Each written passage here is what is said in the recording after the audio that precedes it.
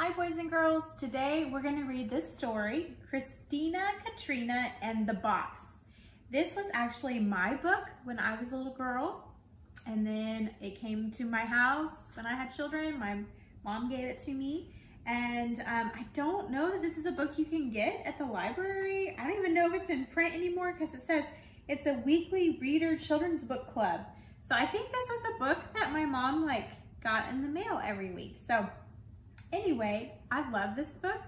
I think this little girl is amazingly creative and resourceful, and it's really neat to see how she reuses this box. And since we're learning about being good stewards of our resources, I thought that this little girl was a very good steward of her resources. So, Christina, Katerina, and the Box by Patricia Lee Gausch. Christina Katerina liked things. Tin cups and old dresses, worn out ties and empty boxes, any of those things, but mostly boxes. Hat boxes, bakery boxes with see-through lids, and shoe boxes. Best of all, she liked big boxes. So she was happy indeed one sleepy summer day when even her sometimes friend Fats Watson was out of town to see a truck deliver a great tall box. It came on a refrigerator. "Oh, how grand and new," Christina's mother said, looking at the refrigerator. "It is. Oh, it really is," said Christina, looking at the box. And she quickly claimed the box for her own and dragged it under the apple tree. To Mother, who was very neat and tidy, it seemed that boxes were for basements or trash barrels, not for front yards under the apple tree. But she decided that it couldn't possibly hurt, for one day or two to have the big box in the front yard there under the apple tree. That afternoon, Christina's father cut a window and door in the box, and Christina painted on turrets, a drawbridge, and bolts for the door, and the box became a castle. Inside, she put sticks on the windows for iron bars, and she brought in all her cups and saucers and a lot of fig Newtons in case there was a battle and she couldn't get out. For 2 days, she and her bears lived and played in her castle peacefully.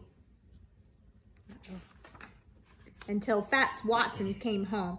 He sneaked into her castle while she was out to lunch and ate all her fig Newtons, and she locked him in until he hollered, "I'm sorry," 15 times.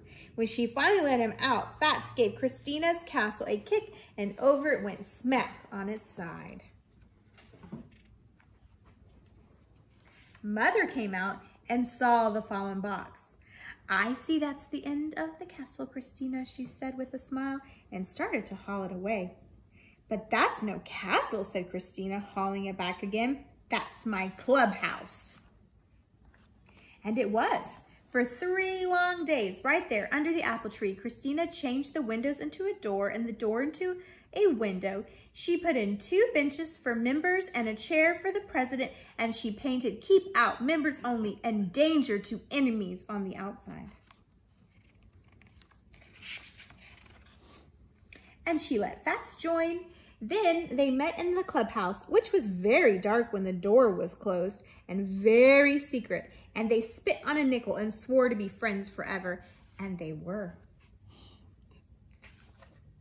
Until one day when Fats got angry at always being vice president, he climbed on the clubhouse roof and promised to sit there until Christina made him president. Only the roof caved in first and Christina disbanded the club.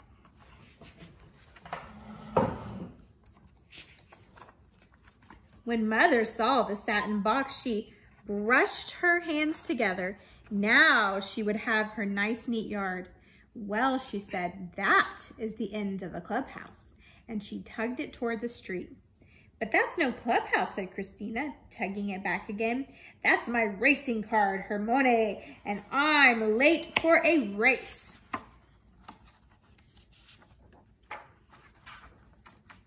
Before speeding off, Christina put the top on the bottom, turned the window into a cockpit, and on the sides painted 2 magnificent curling silver horns, which she blasted at Fats every time she rounded the apple tree.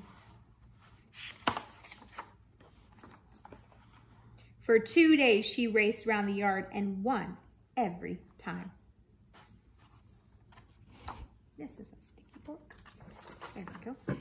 Until Fats said he'd take a look at the motor, that it didn't sound quite right. When he cut off the nose to get at the motor, the car collapsed.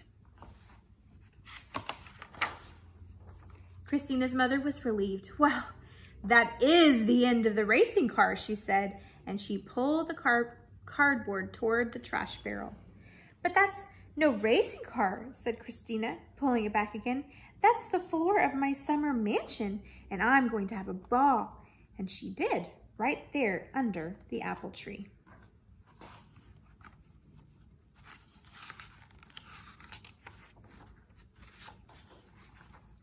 She patted the box out flat and drew furniture on each flap.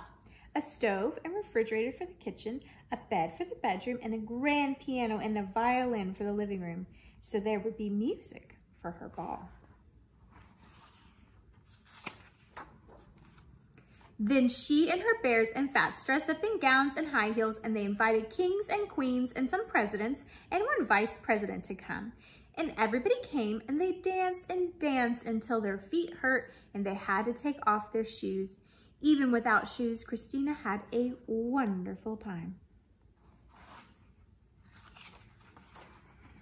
Until Fats decided the floor needed scrubbing. He sprayed it down with a garden hose and mopped it until the floor puckered and grew lumpy and finally fell apart.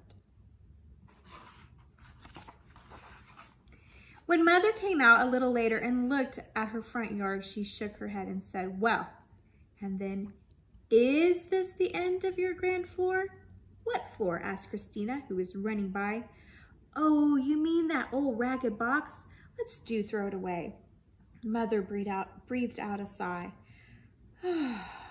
At last, she could have her nice, neat yard. But quick, Christina said. Fats' mother got a washer and dryer today, and he's bringing 2 ships down now. I said my mother wouldn't mind a bit if we sailed them here in our front yard, right under our apple tree. And there they are, sailing their ships. And that's the end of our story. She did a great job reusing those boxes, didn't she? The end.